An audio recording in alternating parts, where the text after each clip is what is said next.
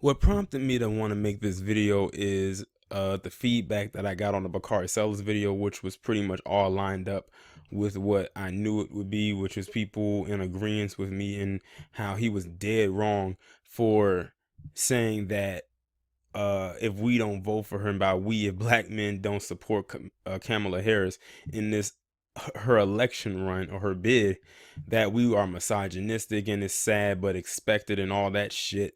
And then on top of that, tackle on what Roland, or should I call him Jelly Roland Martin, has said, and that doesn't surprise me coming from him. That's why I have to make this commentary right here, because I'm seeing a lot of stuff on social media that continues to back up this claim. Now, I watched a video from LAR Movement, shout out to him, where he did a video titled "If All Else Fails, Blame a Black Man." That title and the commentary that he gave behind it was spot on from beginning to end. If any ill falls upon this earth, they will find a way to dig, scrape, turn over, whatever, in order to blame a black man for all of its ills. They will find a way to lump a black man into it somewhere. Which leads me to the whole thing with Kamala Harris. It's been a lot of people sounding the horn saying that Kamala Harris should not be trusted, that she's an agent, she's done this, that, and the third. I did my research, and everything that people were saying is completely true. Like, this woman is not for us. Y'all are gonna really try to put a woman in office who just declared her blackness on Dr. Martin Luther King Jr.'s birthday? Do y'all not see how phony this woman is? And I said, y'all got to do your research and everything like that. And then you have some people, well, I don't want Trump to be back in office. See, they're going back to that lesser of two evil things. It's just like they did with Hillary Clinton a few years ago. They tried to get people to vote for her and stuff of that nature. And it didn't pan out the way that they expected, because I think they said majority black women voted for Hillary Clinton.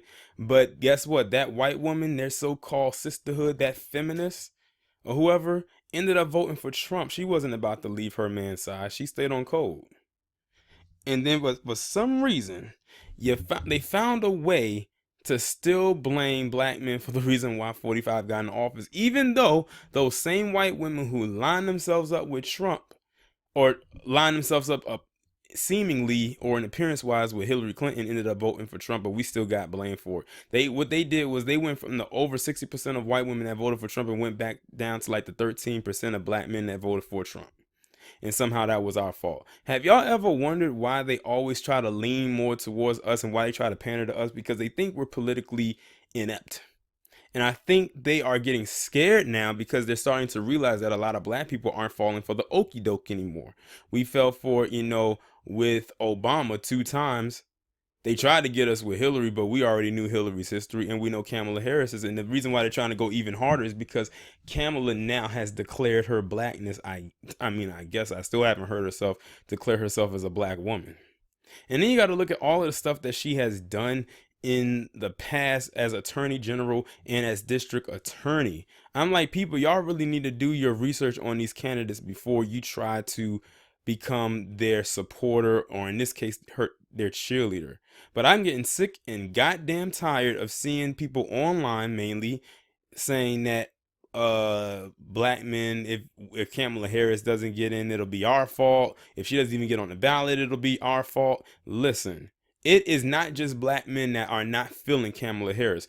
Black women aren't feeling her. White women aren't feeling her. White men aren't feeling her. And various other ethnicities and genders are not feeling this woman. It's not just us.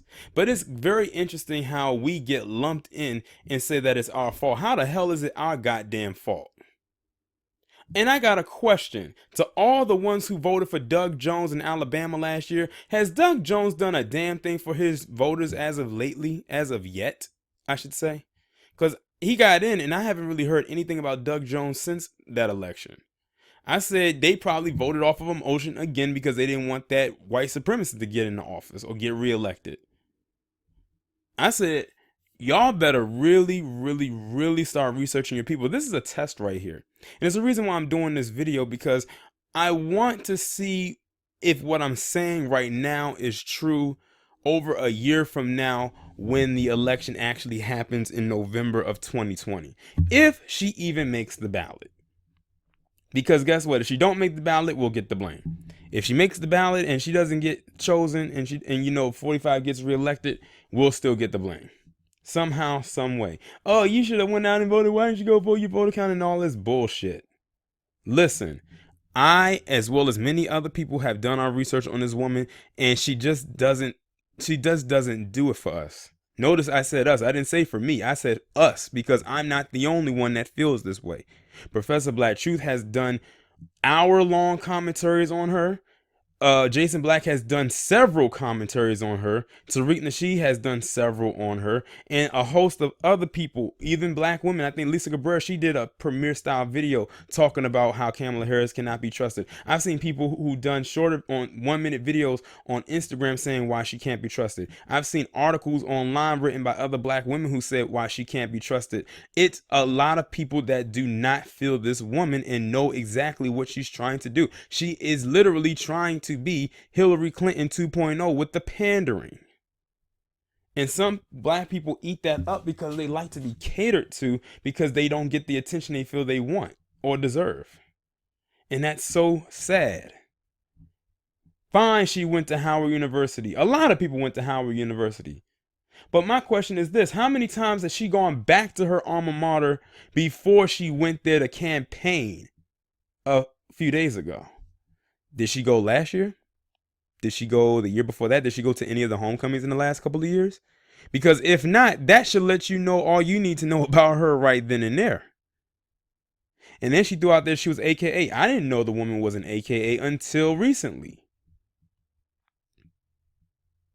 But all of that does not negate the fact of who this woman truly is, and I do not trust her at all. Now, this is not me to get on here and tell you that you don't have to support this woman. I'm not in the business of telling you who you can and cannot support. That's not my thing. All I'm saying is you just need to do your research on these candidates who are trying to get your vote. And then you got to say this: say hypothetically Kamala Harris gets in the office.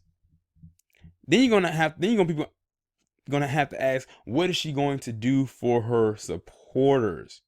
And see, the thing is, if y'all are not throwing any money behind her campaign, she's not going to do shit for you. I thought we've discussed this already. I thought we've already been down this road. But apparently we got to keep going back over and over and over again, because some people never get it on the first, maybe even the second go round, about how these elections and these politics, or as I call them, politicians work. A lot of them are in it, many of them are in it, damn near all of them are in it for the money. But some just don't grasp that concept. All you got to do is look at her track record as what she's done all the way up until now. And that'll let you know all you need to know about her and what plans she has on a grand scale. She keeps talking about people of color, but she's pandering to black audiences. And one thing I am glad is that a lot of black people are now separating themselves from that whole people of color trope. Because when they do that people of color thing, we usually get the crumbs of whatever left over on the table. She peddles that out all the time. And that video of her dancing to Cardi B, and she was so offbeat to that. Like, goddamn. Did y'all see that video? Cringe worthy. One of the cringiest videos I've seen so far this year. Probably up there in my top 5. Like, goddamn. And then she did that Wakanda Forever salute. It's like, stop trying. You're trying way too hard to try to get people to notice you.